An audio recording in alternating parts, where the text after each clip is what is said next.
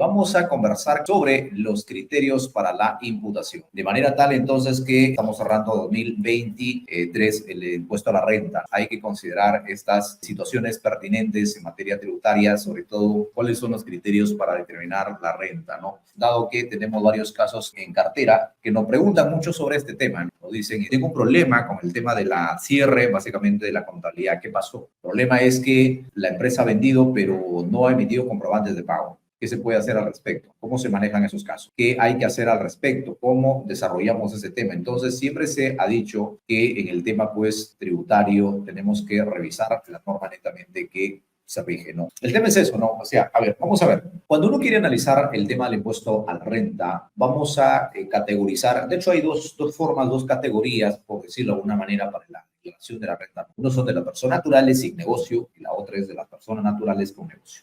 Y ahí cabe también las personas jurídicas. Entonces, bajo ese entendido, hay que ya hacer ese deslinde, en principio.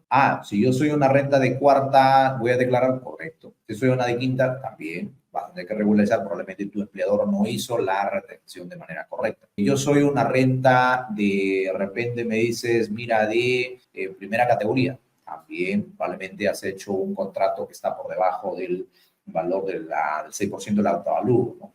No, yo soy una renta de segunda, que he prestado dinero, pero no he pagado, también puedes hacer la regularización. Entonces, se dan cuenta, mira, el tema de esta situación anual que estamos ya a puertas de declarar, ¿no? Entonces, se trata de eso, estimados amigos. Pero lo que importa en este caso es determinar cuáles son esos criterios, ¿no? Entonces, hemos comentado a lo largo de muchos programas sobre el criterio, por ejemplo, del básicamente de vengado. Es importante en ese caso, el tema de vengado y el tema del percibido.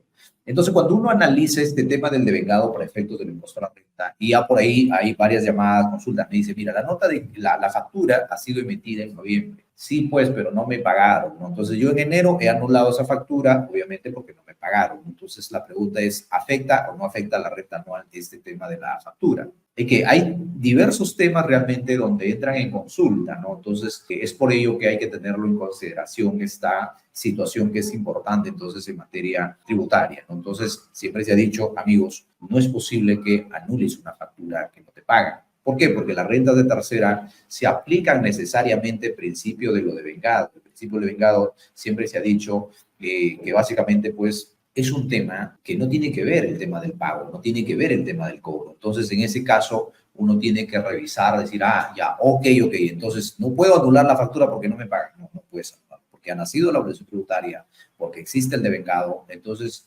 soporta básicamente toda la figura legal en ese tema. O sea, sí o sí tengo que pagar, sí o sí tienes que pagar. No, pero ya la anulé, ahí tienes un problema. Tienes un problema porque esa nota de crédito en una fiscalización obviamente no es válida, pero le he anulado. Sí, yo sé que la has anulado, pero eso no es válido. ¿Por qué? Porque no puedes anular una factura porque no te pagan. Entonces, en ese caso, amigos, hay que tener bastante cuidado. Y yo soy una renta de primera, también pasa el caso, ¿no? Me dicen, lo que pasa es que mi inquilino no me paga pues hace 7 meses. Lo estoy cobrando y no me pagan. ¿Cómo le voy a pagar impuesto a la SUNAT? Sí, pues el problema es que ahí se aplica principio también de lo de mercado.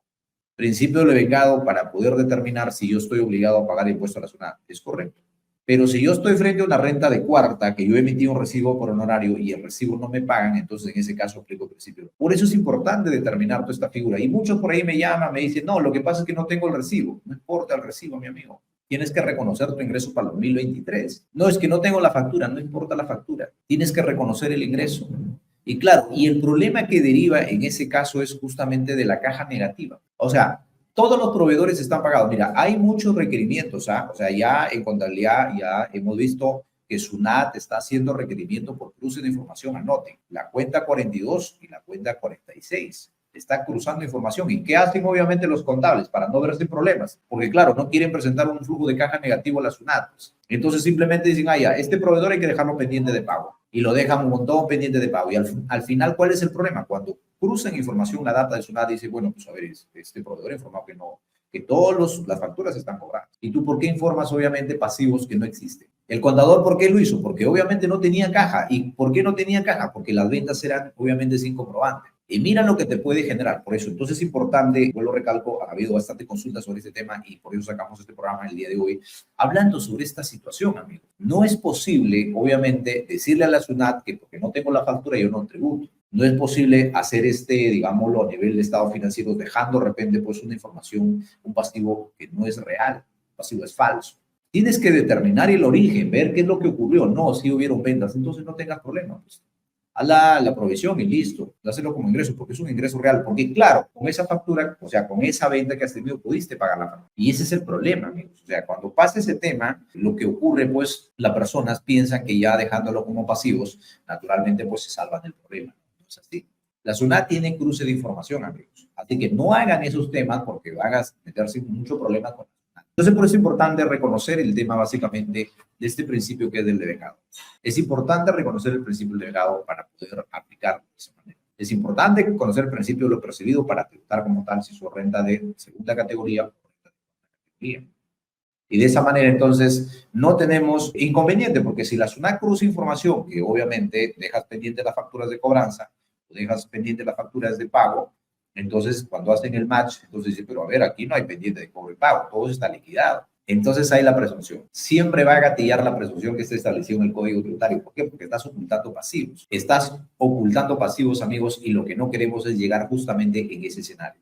Por eso es importante en materia tributaria reconocer justamente estos principios o criterios que están establecidos. Es importante analizarlos y decir, a ver, qué es lo que ha pasado para poder demostrar o para poder presentar a la administración tributaria, obviamente, la información tal cual ha ocurrido, no sé, porque de lo contrario vamos a tener requerimientos opositores a ello, porque ya no estamos como una SUNAT de hace 7, 8 años atrás, donde carecía de alguna información, básicamente, la SUNAT lo tiene. Entonces, por ello es pertinente advertir que los saldos que se presentan de las partidas patrimoniales, la partida de los activos y pasivos deben ser los correctos. De no ser así, entonces vamos a tener un problema. Por ello, el problema en la mayoría de los casos creo que tienen es respecto pues a las ventas que no tienen comprobante. Las ventas que no tienen comprobante. Es decir, ¿cómo voy a declarar a la SUNAT si no tengo las facturas?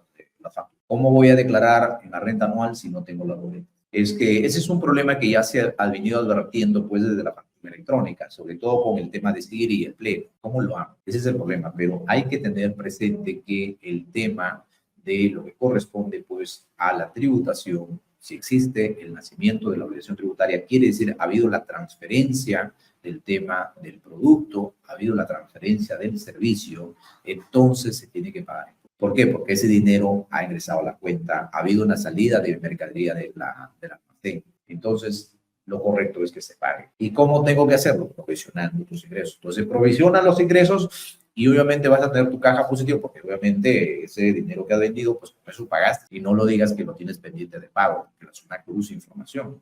Por ello es importante reconocer estos criterios entonces para determinar de manera correcta el tema de la renta 2023 y no tengamos problemas ya en el año pues 2025 con requerimientos del 2023, básicamente por renta anual. Ese es el tema, estimados amigos, que hay que considerar y tenerlo en luces. Vuelvo recalco, la SUNAT está haciendo bastante cruz información con eso.